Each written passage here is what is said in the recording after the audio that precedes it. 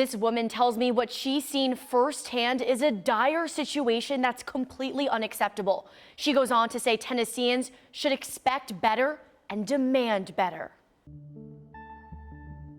A child in the DCS system typically comes in and speaks with the Foster Review Board about level of care. This ER doctor who once served on the board says it felt like boxes were just being checked.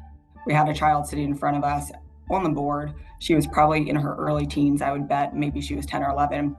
One of the questions is, do you feel safe in your foster care placement? And her answer was no. And there was no follow-up. We got on to the next question, and that was it. Dr. Healy says that specific example is one of many reasons she left the Foster Care Review Board and points to lack of oversight at DCS as the most dangerous issue. She reflects on another instance of a child in the system who needed reading glasses, and 3 or 4 months later, the child still wouldn't have glasses. If this was a child, in the normal community with parents, let's say of some of these leaders making some of these decisions about DCS, they would have glasses if their doctor prescribed them glasses probably in a matter of weeks, right? For the past 3 years, Dr. Healy's also been advocating for a child in DCS custody. She says it took 1 year to get a psychoeducational evaluation on this child that has been failing school in Davidson County. Not only that, but the child had gone through multiple traumas, losing family members and being separated from a sibling. It took us 2.5 weeks, myself, her CASA advocate, the foster parent, finally having to contact a judge to get paperwork to get her enrolled in school while she's in DCS custody. A new report by the Tennessee Commission on Children and Youth shows more than 30% of foster children are moving to 3 or more different foster homes every year.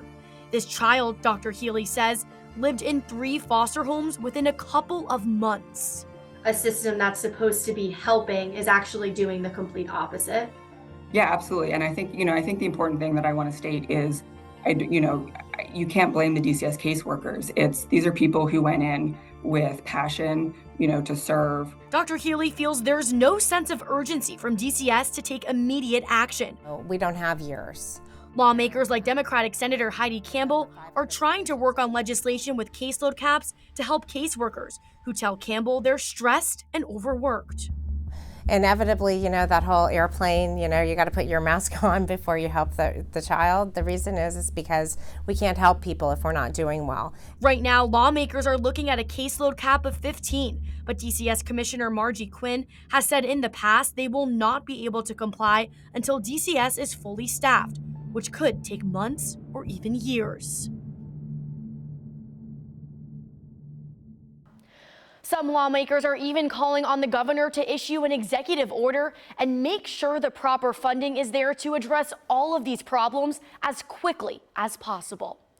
Reporting in the studio, I'm Amanda Chin, Fox 17 News, your Code Red station.